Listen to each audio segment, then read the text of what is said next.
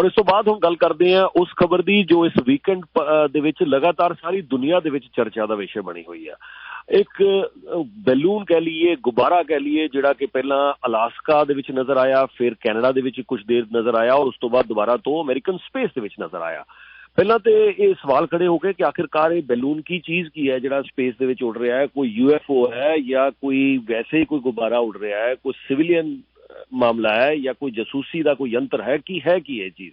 ਲੇਕਿਨ ਬਾਅਦ ਦੇ ਵਿੱਚ ਖਬਰ ਬਾਹਰ ਆਈ ਕਿ ਇਹ ਜੋ ਬੈਲੂਨ ਹੈਗਾ ਇਹ ਚਾਈਨਾ ਦਾ ਆ। ਚਾਈਨਾ ਨੇ ਵੀ ਮੰਨਿਆ ਕਿ ਠੀਕ ਹੈ ਸਾਡਾ ਬੈਲੂਨ ਹੈ, ਲੇਕਿਨ ਕਿਸ ਕੰਮ ਲਈ ਇਸਤੇਮਾਲ ਕੀਤਾ ਜਾ ਰਿਹਾ ਹੈ। ਚਾਈਨਾ ਦਾ ਕਹਿਣਾ ਸੀਗਾ ਕਿ ਸਿਵਿਲੀਅਨ ਬੈਲੂਨ ਹੈ, ਇਹ ਅਸੀਂ ਵੈਸੇ ਹੀ ਵੈਦਰ ਦੇ ਵਾਸਤੇ ਜਾਂ ਹੋਰ ਸਿਵਿਲੀਅਨ ਪਰਪਸਿਸ ਵਾਸਤੇ ਦਾ ਇਸਤੇਮਾਲ ਕਰਦੇ ਹਾਂ। ਰਸਤੇ ਤੋਂ ਭਟਕ ਗਿਆ ਹੈ ਜਿਸ ਦੇ ਕਾਰਨ ਇਹ ਕੈਨੇਡਾ ਜਾਂ ਅਮਰੀਕਨ ਏਅਰ ਸਪੇਸ ਦੇ ਵਿੱਚ ਦਾਖਲ ਹੋ ਗਿਆ। ਲੇਕਿਨ ਅਮਰੀਕਾ ਨੇ ਇਸ ਚੀਜ਼ ਨੂੰ ਕਾਫੀ ਸੀਰੀਅਸਲੀ ਲਿਆ ਔਰ ਮੰਨਿਆ ਜਾ ਰਿਹਾ ਸੀਗਾ ਕਿ ਜੋ ਬਾਈਡਨ ਇਹਨੂੰ ਥੱਲੇ ਗਿਰਾਉਣ ਦਾ ਹੁਕਮ ਜਾਰੀ ਕਰ ਰਹੇ ਸੀਗੇ, ਲੇਕਿਨ ਉਸ ਸਮੇਂ ਇਸ ਕਾਰਨ ਪਹਿਲਾਂ ਆਰਡਰਸ ਵਿਡਰਾਅ ਕਰ ਲਏ ਗਏ ਕਿਉਂਕਿ ਉਹਨਾਂ ਨੂੰ ਲੱਗਦਾ ਸੀਗਾ ਕਿ ਜਿਹੜਾ ਮਲਬਾ ਹੈ ਉਹ ਗਰਾਊਂਡ ਦੇ ਉੱਤੇ ਗਿਰੇਗਾ ਔਰ ਕਿਤੇ ਕੋਈ ਨੁਕਸਾਨ ਨਾ ਪਹੁੰਚਾ ਦੇ। ਉਸ ਤੋਂ ਬਾਅਦ ਇੰਤਜ਼ਾਰ ਕੀਤਾ ਗਿਆ ਕਿ ਜਿਹੜਾ ਇਹ ਗੁਬਾਰਾ ਆ ਉਹ ਕਿਸ ਸਮੇਂ ਜਿਹੜਾ ਉਹ ਜਾਏ ਕਿਸੇ ਜਿੱਥੇ ਪਾਣੀ ਆ ਜਾਵੇ, ਓਸ਼ਨ ਦਾ ਏਰੀਆ ਆ ਜਾਏ ਔਰ ਉੱਥੇ ਫਿਰ ਆਮ ਲੋਕਾਂ ਨੂੰ ਇਹਦਾ ਕੋਈ ਮਲਬੇ ਦੇ ਨਾਲ ਕੋਈ ਨੁਕਸਾਨ ਨਾ ਹੋਏ।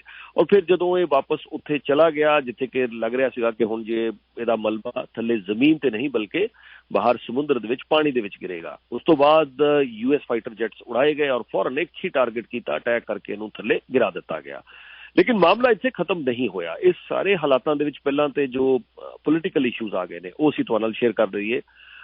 US ਫੋਰਨ ਸੈਕਟਰੀ ਜਿਹੜੇ ਨੇ ਐਂਥਨੀ ਬਲਿੰਕਨ ਯਾਨੀ ਕਿ ਜਿਹੜੇ ਉਹਨਾਂ ਦੇ ਫੋਰਨ ਮਿਨਿਸਟਰ ਨੇ, ਉਹਨਾਂ ਨੇ ਦੌਰਾ ਕਰਨਾ ਸੀਗਾ ਚਾਈਨਾ ਦਾ। ਇਸੇ ਹਫਤੇ ਉਹ ਚਾਈਨਾ ਜਾ ਰਹੇ ਸੀਗੇ ਔਰ ਜੋ ਹਾਲ ਹੀ ਦੇ ਵਿੱਚ ਚਾਈਨਾ ਔਰ ਅਮਰੀਕਾ ਦੇ ਵਿੱਚ ਟੈਨਸ਼ਨਸ ਵੱਧ ਰਹੀਆਂ ਨੇ ਉਹਨਾਂ ਨੂੰ ਧਿਆਨ ਦੇ ਵਿੱਚ ਰੱਖਦਿਆਂ ਇਹ ਦੌਰਾ ਸੀਗਾ।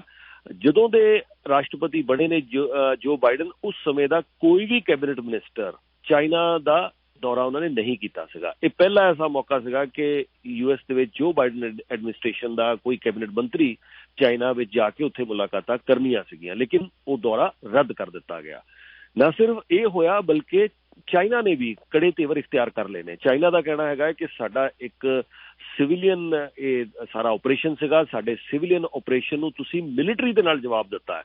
ਸੋ ਚਾਈਨਾ ਨੇ ਵੀ ਧਮਕੀ ਦੇ ਦਿੱਤੀ ਅਮਰੀਕਾ ਨੂੰ, ਹੁਣ ਸਾਡੇ ਵੱਲੋਂ ਇਹਦਾ ਜਵਾਬ ਦਿੱਤਾ ਜਾਏਗਾ। ਹੁਣ ਜਵਾਬ ਕੀ ਹੋਏਗਾ ਇਹ ਉਹਨਾਂ ਨੇ ਕੁਝ ਕਲੀਅਰ ਨਹੀਂ ਕੀਤਾ ਔਰ ਚਾਈਨਾ ਨੇ ਵੀ ਐਲੀਗੇਸ਼ਨ ਲਗਾਏ ਅਮਰੀਕਾ ਦੇ ਉੱਤੇ ਕਿ ਇਸ ਮਾਮਲੇ ਨੂੰ ਤੁਸੀਂ ਬਹੁਤ ਜ਼ਿਆਦਾ ਵਧਾ ਚੜਾ ਕੇ ਪੇਸ਼ ਕਰ ਰਹੇ ਹੋ। ਅਮਰੀਕਾ ਦਾ ਹੁਣ ਇਸ ਤੇ ਕੀ ਕਹਿਣਾ ਹੈ? ਅਮਰੀਕਾ ਕਹਿ ਰਿਹਾ ਕਿ ਨਹੀਂ, ਸਾਨੂੰ ਸ਼ੱਕ ਹੈ ਕਿ ਕਿਤੇ ਨਾ ਕਿਤੇ ਇਹਦੇ ਜ਼ਰੀਏ ਸ਼ਾਇਦ ਸਾਡੇ ਠਿਕਾਣਿਆਂ ਦੀ ਜਾਸੂਸੀ ਕਰਨ ਦੀ ਵੀ ਗੱਲ ਕੀਤੀ ਜਾ ਰਹੀ ਸੀਗੀ। ਹੁਣ ਇਹਦੇ 'ਚ ਇੰਟਰਸਟਿੰਗ ਚੀਜ਼ ਇਹ ਹੈਗੀ ਹੈ ਕਿ ਕੈਨੇਡਾ ਦੀ ਏਅਰ ਸਪੇਸ ਵੀ ਵਾਇਲੇਟ ਹੋਈ ਹੈ। ਇਸ ਮਾਮਲੇ 'ਚ ਕੈਨੇਡਾ ਨੇ ਕੀ ਐਕਸ਼ਨ ਲਏ ਨੇ? ਸਭ ਤੋਂ ਪਹਿਲਾਂ ਤੇ ਕੈਨੇਡਾ ਨੇ ਜਿਹੜਾ ਚਾਈਨੀਜ਼ ਅੰਬੈਸਡਰ ਹੈ ਉਹਨਾਂ ਨੂੰ ਬੁਲਾਇਆ, ਆਪਣਾ ਕੰਸਰਨ ਜ਼ਾਹਿਰ ਕੀਤਾ ਕਿ ਇਹ ਕਿਉਂ ਸਾਡੀ ਏਅਰ ਸਪੇਸ ਜਿਹੜੀ ਇਸ ਤਰ੍ਹਾਂ ਵਾਇਲੇਟ ਕੀਤੀ ਗਈ। ਕੱਲ ਟਿਊਜ਼ਡੇ ਨੂੰ ਮੀਟਿੰਗ ਹੋਏਗੀ ਚਾਈਨਾ ਦੇ ਮੁੱਦੇ ਦੇ ਉੱਤੇ। ਜਿਹੜੀ ਕਮੇਟੀ ਹੈਗੀ ਹੈ ਸਾਡੇ ਤੇ ਪਾਰਲੀਮੈਂਟ ਦੇ ਵਿੱਚ ਉਹ ਮੀਟਿੰਗ ਕਰੇਗੀ ਔਰ ਇਹ ਵੀ ਮੰਨਿਆ ਜਾ ਰਿਹਾ ਹੈਗਾ ਕਿ ਚਰਚਾ ਦਾ ਵਿਸ਼ੇ ਇਹ ਵੀ ਰਹੇਗਾ ਕਿ ਚਾਈਨਾ ਦੀ ਜਿਹੜੀ ਇੰਟਰਫੇਰੈਂਸ ਹੈ ਸਾਡੇ ਇੱਥੇ ਕੈਨੇਡਾ ਦੇ ਵਿੱਚ ਉਹ ਕਿੱਥੇ ਖੜੀ ਹੈ। ਯਾਦ ਰਹੇ ਕਿ ਪਹਿਲਾਂ ਬੜੇ ਸਾਰੇ ਐਲੀਗੇਸ਼ਨਸ ਲੱਗਦੇ ਰਹੇ ਨੇ ਕਿ ਚਾਈਨਾ ਦੀ ਜਿਹੜੀ ਇੰਟਰਫੇਰੈਂਸ ਹੈ ਸਾਡੇ ਪੋਲੀਟੀਕਲ ਮਾਮਲਿਆਂ ਦੇ ਵਿੱਚ ਉਹ ਵੱਧਦੀ ਚਲੀ ਜਾ ਰਹੀ ਹੈ। ਕੱਲ ਦੀ ਮੀਟਿੰਗ ਇਸ ਲਈ ਵੀ ਇੰਪੋਰਟੈਂਟ ਹੈ ਕਿਉਂਕਿ ਕੱਲ ਸਾਡੇ ਕੈਨੇਡਾ ਦੇ ਜਿਹੜੇ ਇੰਟੈਲੀਜੈਂਸ ਦੇ ਸੀਨੀਅਰ ਲੀਡਰ ਨੇ, ਹੈਡ ਨੇ, ਉਹ ਵੀ ਕੱਲ ਪਹੁੰਚ ਰਹੇ ਨੇ, ਸੀਸੀਜ਼ ਦੇ ਹੈਡ। ਸੋ ਇਸ ਕਾਰਨ ਇਹ ਮੰਨਿਆ ਜਾ ਰਿਹਾ ਹੈਗਾ ਕਿ ਚਾਈਨਾ ਦੀ ਜਿਹੜੀ ਇੰਟਰਫੇਰੈਂਸ ਹੈ, ਕਿਉਂਕਿ ਇੰਟੈਲੀਜੈਂਸ ਏਜੰਸੀਜ਼ ਜਾਂ ਸਾਡੀ ਲਾਅ ਇਨਫੋਰਸਮੈਂਟ ਏਜੰਸੀਜ਼ ਦੇ ਜਿਹੜੇ ਮੈਂਬਰਸ ਨੇ ਉਹ ਵੀ ਕੱਲ ਇਸ ਮੀਟਿੰਗ ਦੇ ਵਿੱਚ ਸ਼ਾਮਿਲ ਹੋ ਰਹੇ ਨੇ। ਇਸ ਮਾਮਲੇ ਦੇ ਉੱਤੇ ਅਸੀਂ ਵਾਈ ਮੀਡੀਆ ਵੱਲੋਂ ਹਾਲ ਹੀ ਦੇ ਵਿੱਚ ਇੰਟਰਵਿਊ ਕੀਤਾ ਗਿਆ ਸੀਗਾ ਕੰਜ਼ਰਵੇਟਿਵ ਪਾਰਟੀ ਲੀਡਰ ਪੀਅਰ ਪੋਲੀਅਵ ਦਾ। ਕੰਜ਼ਰਵੇਟਿਵ ਪਾਰਟੀ ਲੀਡਰ ਪੀਅਰ ਪੋਲੀਅਵ ਹੋਣਾ ਨੇ ਜਿੱਥੇ ਸਾਨੂੰ ਇਸ ਐਕਸਕਲੂਸਿਵ ਇੰਟਰਵਿਊ ਦੇ ਵਾਈ ਮੀਡੀਆ ਦੇ ਨਾਲ ਐਕਸਕਲੂਸਿਵ ਇੰਟਰਵਿਊ 'ਚ ਕਿਹਾ ਕਿ ਬਿਲਕੁਲ ਚਾਈਨਾ ਬੜੇ ਦੇਰ ਤੋਂ ਸਾਡੇ ਇੱਥੇ ਇੰਟਰਫੇਰੈਂਸ ਜਿਹੜਾ ਕਰ ਰਿਹਾ ਹੈਗਾ, ਸਾਨੂੰ ਇਸ ਮਾਮਲੇ ਦੇ ਉੱਤੇ ਹੋਰ ਜ਼ਿਆਦਾ ਸਖਤੀ ਦਿਖਾਉਣੀ ਚਾਹੀਦੀ ਹੈ। ਇਸ ਮਾਮਲੇ ਦੇ ਉੱਤੇ ਅਸੀਂ ਗੱਲਬਾਤ ਸਾਡੇ ਕੈਨੇਡਾ ਦੇ ਡਿਫੈਂਸ ਮਿਨਿਸਟਰ ਅਨੀਤਾ ਆਨੰਦ ਜੀ ਦੇ ਨਾਲ ਵੀ ਰੀਸੈਂਟਲੀ ਕੀਤੀ ਸੀਗੀ ਕਿ ਚਾਈਨਾ ਤੋਂ ਅਸੀਂ ਕਿਆ ਮੁਸ਼ਕਿਲ ਸਵਾਲ ਪੁੱਛਾਂਗੇ।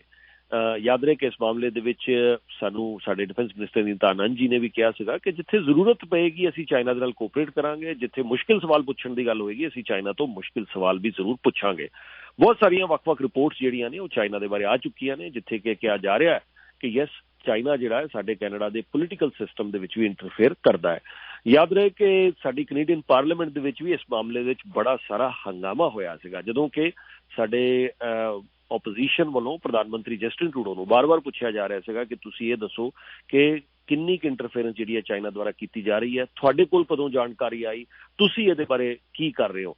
ਇੱਥੇ ਤੱਕ ਕਿ ਸਾਡੇ ਪ੍ਰਧਾਨ ਮੰਤਰੀ ਜਦੋਂ ਬਾਹਰ ਫੋਰਨ ਦੌਰੇ ਦੇ ਉੱਤੇ ਗਏ, ਟੂਰ ਦੇ ਉੱਤੇ ਗਏ, ਉਸ ਜਗ੍ਹਾ ਦੇ ਉੱਤੇ ਵੀ ਪ੍ਰਧਾਨ ਮੰਤਰੀ ਜਸਟਿਨ ਟਰੂਡੋ ਨੂੰ ਚਾਈਨਾ ਦੀ, ਸਾਡੇ ਇੱਥੇ ਕੈਨੇਡਾ ਦੇ ਸਿਸਟਮ ਦੇ ਵਿੱਚ, ਖਾਸ ਕਰ ਪੋਲੀਟੀਕਲ ਸਿਸਟਮ ਦੇ ਵਿੱਚ ਇੰਟਰਫੇਰੈਂਸ ਦੇ ਸਵਾਲ ਬਾਹਰ ਵੀ ਪੁੱਛੇ ਗਏ ਨੇ।